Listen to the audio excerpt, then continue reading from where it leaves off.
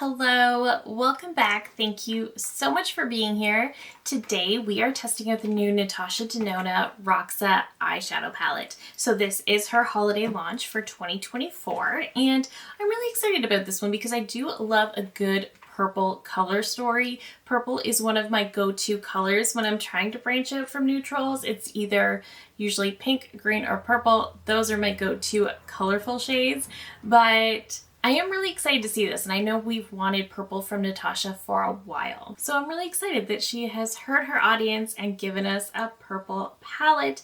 This is limited edition. This has a 24-month shelf life and is made in Italy. This is currently available on the Natasha Denona website and Sephora.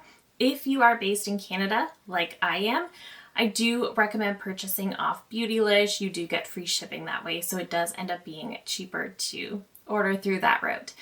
If you do want to purchase this palette or anything else on Natasha's website, you can always use my code to save 15%. And if you do, I thank you so much. But if you have already used mine or you don't want to, just use somebody's and save yourself a little bit of money. So this does retail for the standard $69. So this is what the palette looks like. It does have this wavy sort of detail on the front, much like the golden palette. And it is purple, but in certain lights, it does have a shift to a sort of teal color. Inside the palette, we do have this gorgeous purple color story. We have 15 shades, we have some purples, we have some pinks, and we do have some red leaning shades. We do get a brown in here as well. So I do think this is a beautiful color story. It's not as purple as I suspected, but I do think it's quite pretty. So I think what we're going to do is we will look at some swatches, we will do 3 different looks, and then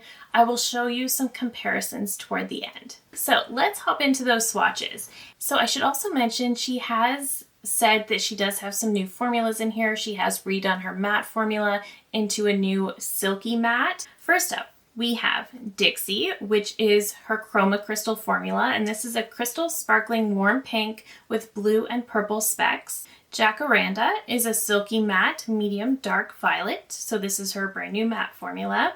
Then we have Flutter, which is a sparkling wet effect lilac pink. She has used the shade name Flutter before, but not that actual shade. Then we have Phoebe, which is a silky matte light lilac. Regal is a metallic vintage rose. Eclipse is a silky matte deep purple. Stargirl is a sparkling foiled duochrome pink with a bronze champagne shift. Bolt is a sparkling foiled graphic designed violet and silver. And she did say in her intro that you're supposed to mix these together, so that embossment isn't going to stay beautiful forever. Heather is a silky matte medium dusty coral rose. Charisse is a silky matte medium dark muted fuchsia. Sweet Pea is a silky matte light medium warm lilac. Concord is a sparkling foiled medium violet.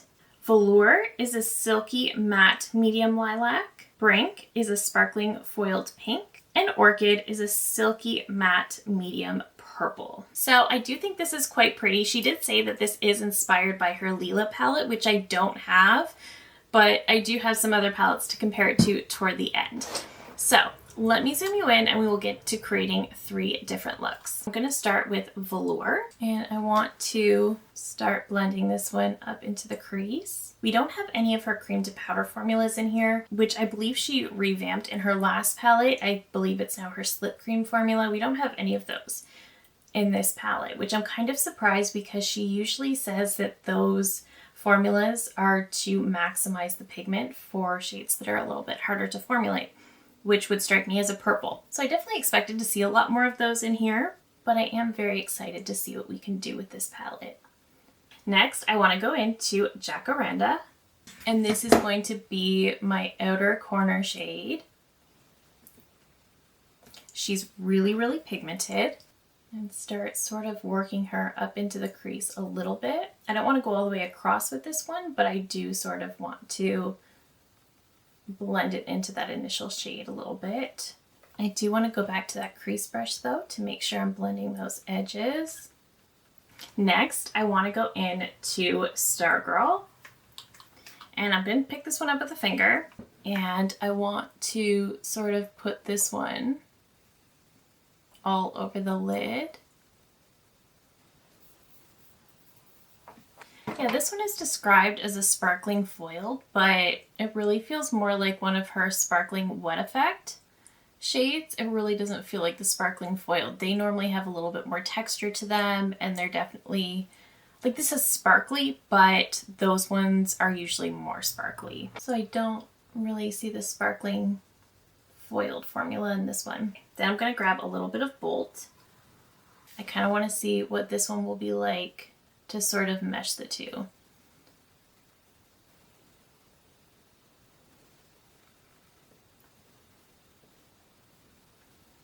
I don't know if I necessarily like that. I want to pick up a little bit of Concord on the same brush. Yeah, that's what I should have just done to begin with. I like that much more. We did get some fallout, which I expected. I don't mind this look. I do think that that Stargirl shade right here, it really is more of a sparkling wet effect than a foiled. That shade Bolt, when I swatched it out, I found it looked really weird. And even when I was sort of trying to work with it with this look, it looked a little strange to me. Could be me. I might just need to play with it more, so we'll see about that. I do want to take a tiny little bit of Phoebe though, and I just sort of want to see if I can clean those edges a little bit. To sort of soften them up.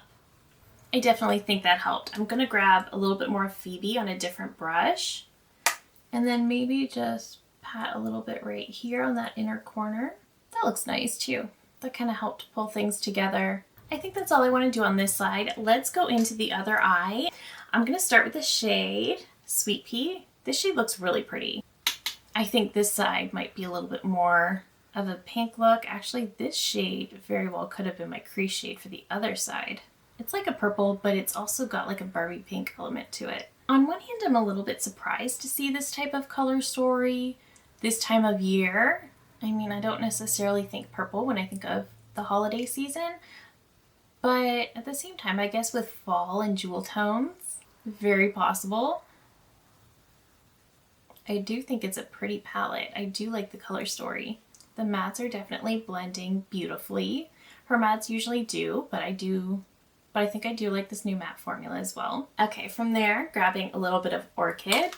I do think this shade is beautiful as well.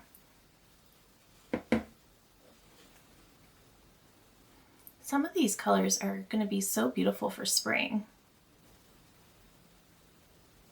I do feel like she's given us quite a few monochromatic, very neutral options this year, so it is kind of fun that we are getting something much more fun and colorful. I actually really like that pink, and I kind of love that I've got a pink and purple situation going on. I'm going to add a little bit of Charisse, just a little bit, because these shades are super pigmented on that outer corner. That's actually blending beautifully with Orchid.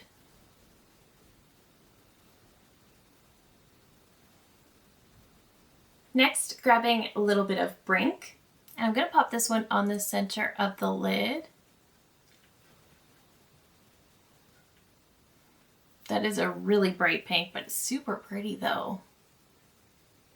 This is supposed to have a bit of a duochrome element to it. Okay, and then from there, I want to grab Dixie. Dixie's really beautiful. I think this is supposed to be the Chroma Crystal.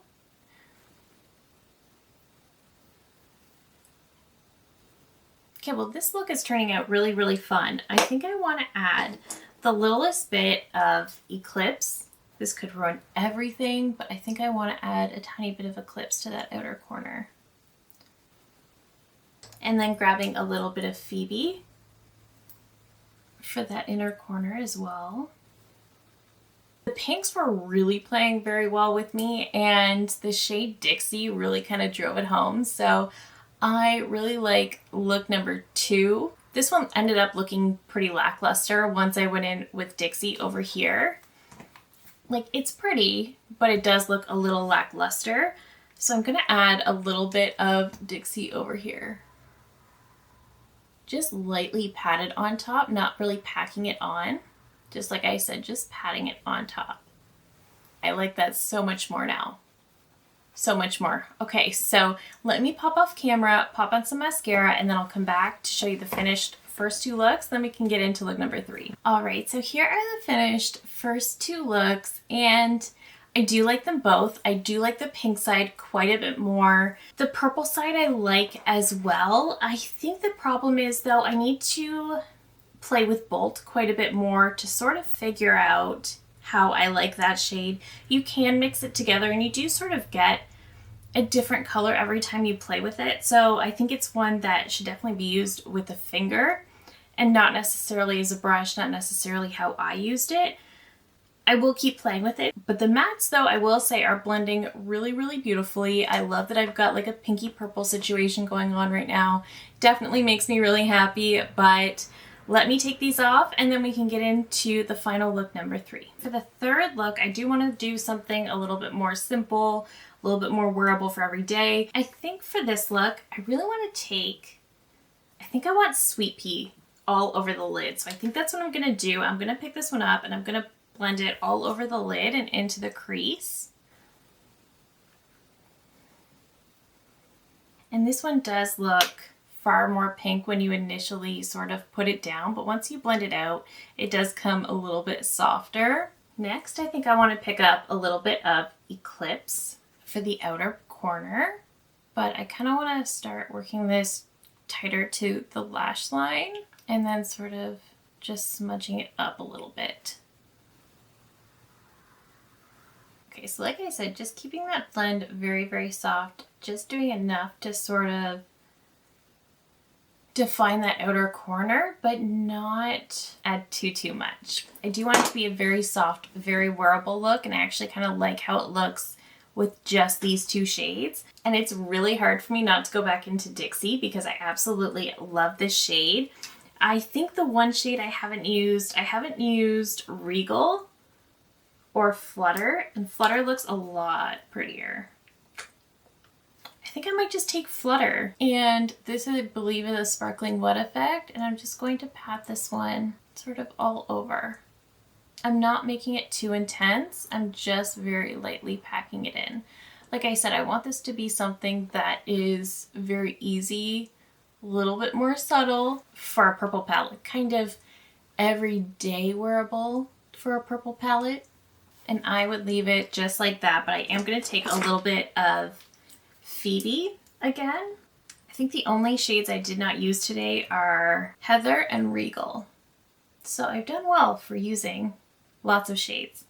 Okay, let me clean this up. I'll show you the final look and then I'll zoom out and we can talk about some comparisons. All right, so here's the finished final look. So like I said, really nice and simple, very easy to do. Like I said, just something very simple if you were to want something quick, but make it pink and purple.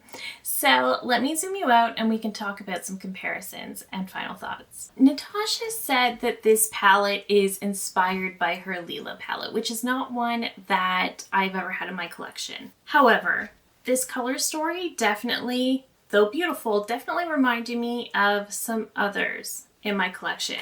And the first one I did think of was the Love palette. And this is what they look like side by side. So the Love palette definitely does lean a little harder into those pink tones. We do have a silver, we do have a couple more browns in the Love palette, whereas the Roxa definitely leans harder on those purpley tones. But popping up the swatches, you can see there's actually quite a few similarities here. We have a lot of similar shades in terms of those more red leaning tones. Some of the purples are pretty similar, and I just thought it was interesting how much overlap there was between the two. The Love palette, I believe, came out in either 2019 or 2020, so it's been out for a while, and there was a lot of discussion surrounding this one as to whether it was up to her usual quality. I've never minded this one. I do really like the color story. I think it's beautiful. It's definitely one I reach for around Valentine's Day every year. It's definitely one of those February palettes for me. This one's going to be a little bit more versatile. Like I said, it does lean a little heavy into those purples. I will say I do like the quality of the Roxa a little bit better, but I mean, Natasha is always innovating and updating her formulas. So in terms of that, each palette should be better than the last. I do like the packaging of the Roxa a little bit more.